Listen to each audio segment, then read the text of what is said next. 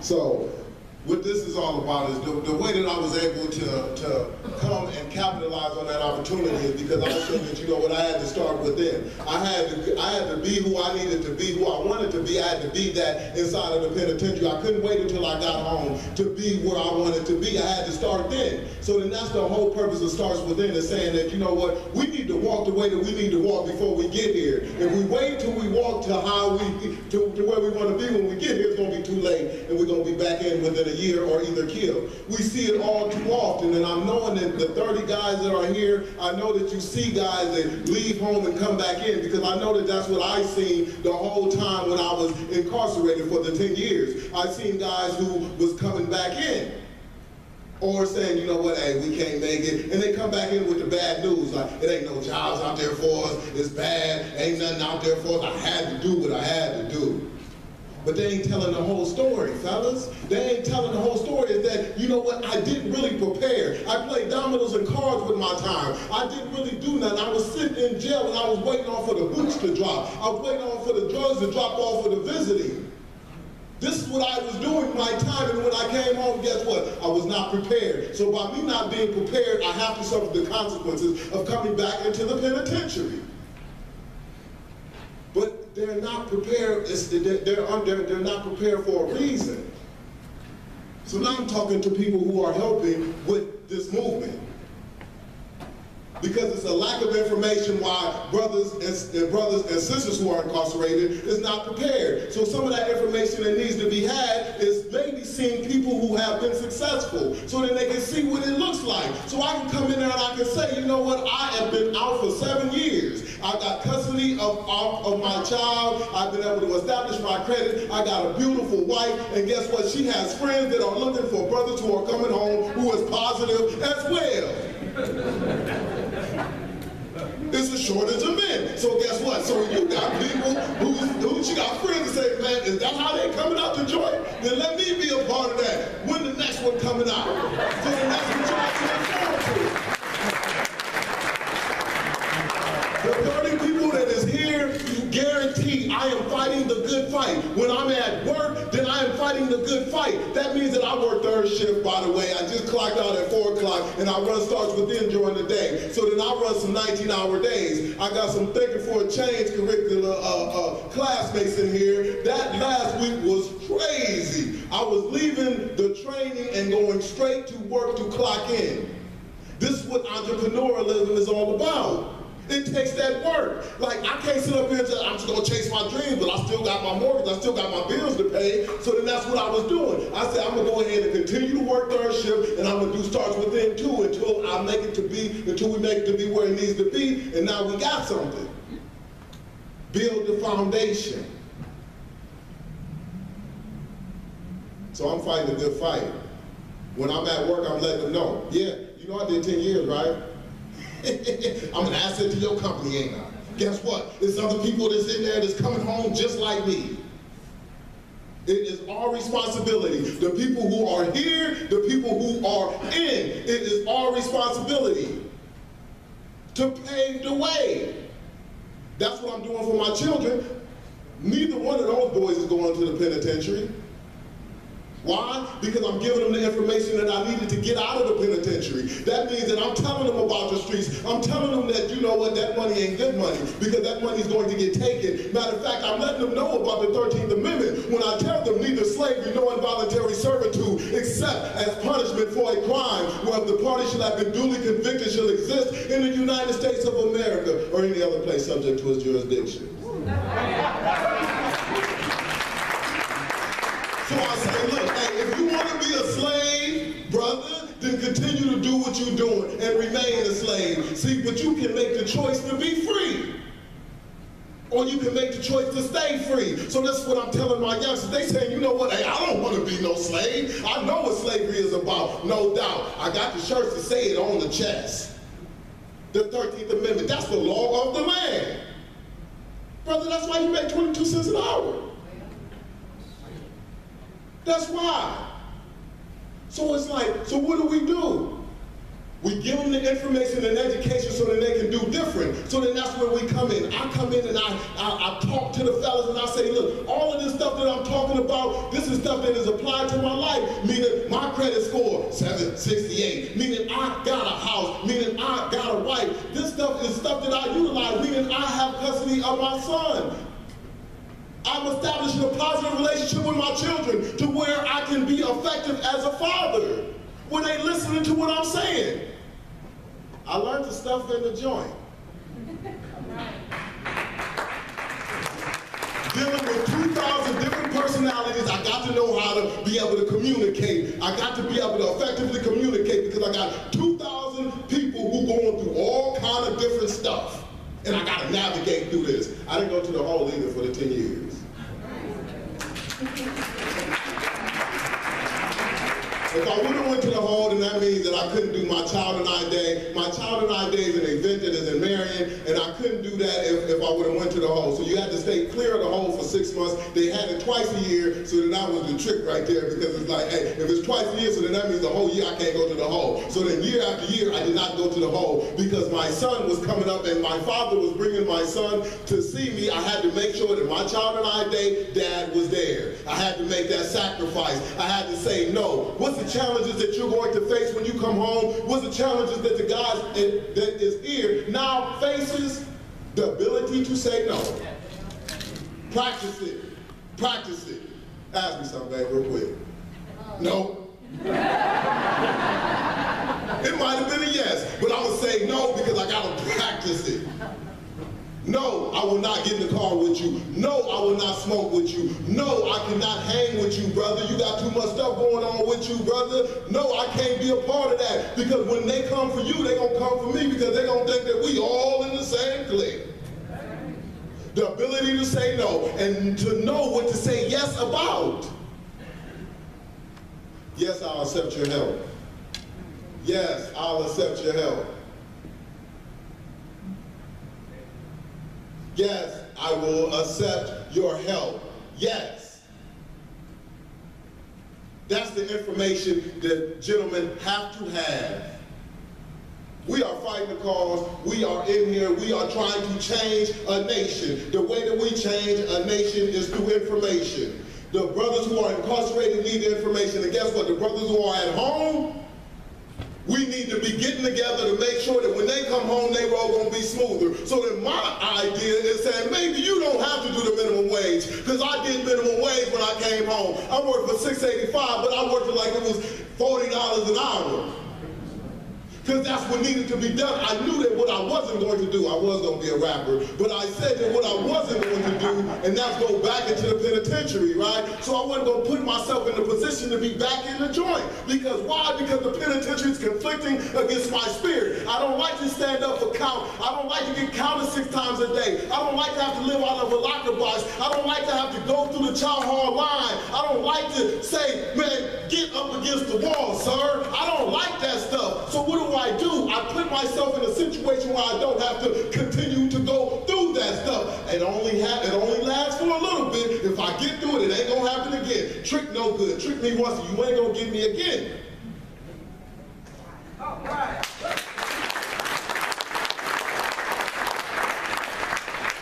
So I just think that it's just something different that we're trying to put together here, and that's why I say it's a movement. It's a movement, and I mean it, and I breathe this stuff. It's a movement. Like when I say that, so when I'm getting the guys and I'm talking to guys and I see a guy that's jiving and you ain't really there, and I know that you ain't there because you are me and I am you, so I know jive when I see jive. Guess what? I know. And guess what I'm going to say? Brother, go ahead and step to the side and let a brother who's doing what he needs to do get up in here, because I cannot squander no resources. That's right.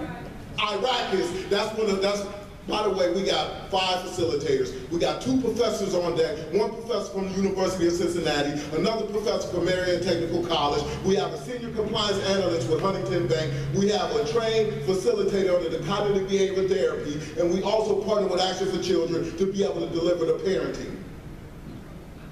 These are resources. And guess what? These guys, they want to get paid for what they do, right? So it's like, so if you jiving, guess what I'm going to tell you, brother? Come back when you're ready. but not now, because we need to work with the ready. Get ready, because when you get ready, man, all of the things don't come to you that you want. If you ain't capitalizing on an opportunity, then you better be getting ready for one. It's either or, but you never should just be sitting, right? So we cover these things and we make sure that we do what we need to do. So guys, when they come home, they are ready to hit the ground running. I hit the ground running and I ain't stopped yet. I ain't lost no air, I ain't lost no wind, I'm still running. Life is good. I'm able to enjoy my life with my wife, you know, and I'm telling her, and I'm trying to get her to become a Browns fan. She's a Cavs fan right now. Come on, hey. Come on. I would have never been able to get my wife if I ain't set myself up to be able to get her. I was able to do things that I needed to do. And I would never be able to keep my husband if I wasn't doing what I was supposed to do. Preparation is key. Opportunity knocks, but preparation answers. So when I came home, that's what I said to my wife. I said, exhio mucho, pero traigo mucho a la mesa. It's kind of rusty, but what that means, it says, I demand a lot, but I bring a lot to the table. I'm gonna leave y'all with a story real quick. It's a short story. I'm gonna leave y'all with a story, and I'm gonna get on up off here because I know that that's probably my time, and I can go. I implemented a program inside of my household. That program is named Double Up. It's called the Double Up, and that's what I do with my 3 children. Even the 5-year-old, he's been gotten in on it now. And the Double Up, with the Double Up, it focuses on the importance of preparation. So what I say is that, you know, I give y'all allowances every 2 weeks, you know, $10 to $15 every 2 weeks. I give you your allowance, and whatever you have, but then when I come up to you and I say double up, then I'm gonna match it. That means if you have $30, I'm gonna give you another $30. If you have $60 saved, then I'm gonna give you another $60. Make you have $120. If you have $100, somebody answer that? 200. Huh? 200. No, I'm gonna actually say I'm gonna give you 12.35% because you got $100. I ain't starting to double up no 100. You getting wrong. That ain't even reality that you're gonna be able to, you know, ain't nobody getting 100% return on investment. So let's start to get more into reality. But what I'm doing is this, is like I'm trying to, and you figure out what it is, and then you come back to me how much I owe you, and then I'll give you that. You know, so but what I'm doing is I'm trying to show them the importance of preparation and opportunity. Like preparation ain't gonna tell you when it's coming. So then I tell them, like, I'm not gonna tell you when I'm gonna do the double up. I'm just gonna come up to you and I'm gonna say double up. And whatever you have, then we gonna double it. But if you have nothing, then you don't get nothing. Like that's how life is. So preparation is key. So the first time I did it, right, I told them about it. I let them know the rules. I say, look, I'm just gonna do it, and I'm just gonna pop up on you, say double up, and then we gonna move from there, right? So then the first time I did it, I say double up. Now it was 3 months since I told them about it. They said, man, I don't hear nothing. It ain't no, man, Dad lying like a man. He ain't about to come through. He ain't doing no double up. So 3 months go by, right, and I come up to the youngest one. He's 15. I say double up. He like, the brother knew he was broke, right? So he goes down, he comes back up with like $1.80. He said, hey, this is what I got. I say, man, jeez. I say, okay, brother, here goes another $1.80, brother. Now you got $3.60. Do your thing. Say, yeah, man, okay, yeah, let me go ahead and get it. I'm about to go. This brother goes, I'm like, you know when you say something and you want to go back and you're like, man, hell, I should have maybe said the percentage before that. And the brother, he like too hyped to go get it. So I'm like, man, this brother might be laying in the cut on me. He comes back up with $35. I say, whoa. I say, brother, you been tripping. I thought I was watching you. I thought I had you, right? That brother, he doubled up on the $35. I gave him another $35. He had $70. What was learned in that situation, the youngest one said, you know what, hey, I'm not going to be caught slipping no more. I seen when opportunities came and I wasn't prepared, I missed that opportunity. I could have capitalized on that. So I'm going to start to watch what I spend. I'm gonna cut my spending so I can capitalize on that double up when it comes. The older one said, man, you know what? I could have cut my spending from even more. I could have doubled up on like $60, $70. For real. Preparation. Preparation is key. The way that this starts within organization goes into the institution is making sure that these guys are prepared before they come home. It's a mixture between a restored citizen and people who are experts in their particular field. I cannot leave y'all today without saying the way that we are funded and the way that we get this job done is by selling t-shirts. I sell t-shirts with that logo on it. That's how we get it funded. That's how we are able to go to the institutions and say, y'all lacking on a little bit of funding? Cool. We can still run the program. Ain't nothing like a free program to the institution. I just want to help my people, that's it. So the t-shirts is back there, and we accept debit and credit card too as well. How much are they? They are $20 for the shirts. That's how we fund the program. That's how we make sure that the facilitators get in there and get the job done. Period. All of that stuff goes to there to make sure it gets done. All right. Yes. Mike Roberts. Mike Roberts, what's up? I'm hearing you. I just got out of prison after doing about 5 years under supervision of Norman Roberts. During that time, I was in the advanced training facility through Hockey College. And I was able to transfer the credits. I started college business management course here in Monday State. I've been out a month and a half. I'm in the Albert House program. I need some help. Mom told me close mouth don't get fed. You know what I mean? And brother, and I'm glad that you said that, because guess what? We need help. And that's what I mean, like, come and help us pave the way. It's nothing like that's the way that we stay out. That's the way that we stay out, is investing into other people's lives. That is our responsibility. The brother that's here right now, he say, man, you know what, hey, and I've been working with the brother. And now the brother saying, man, you know what, Los, man, I just need to be there. I just need to be there, and he's here right now. He's helping with the t-shirts, he's helping with the stuff, and I need that. Like, how come we can't make this movement go? We need to push it. And then people from the outside will say, we're gonna back y'all. That's how it's done. But we gotta do for ourselves. That's my whole philosophy, is we gotta do for ourselves, and then everybody else is gonna say, man, you know what that brother doing for himself, they doing for themselves, then we gonna back it. And that's how we get the backing that we get. Brother, my number, my card, brother, I need your help. And you got arms on you too. I'm gonna be needing you to mess it up.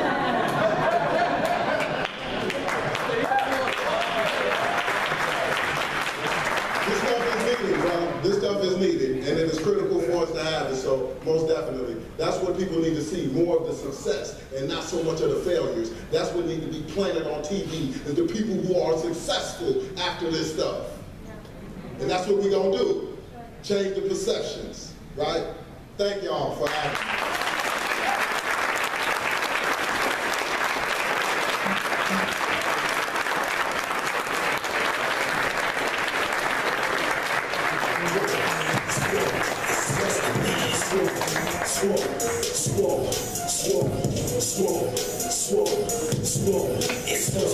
We searching for that salvation, we need that good solution. We need that boost before we cut from that institution. You gotta walk that path of believe that your time is coming. All right, I thought he was going to drop the mic. He was awesome. Didn't you? I just thought he was going to give another round of applause for Bravo and Christian. I am impressed. And all the resources, everybody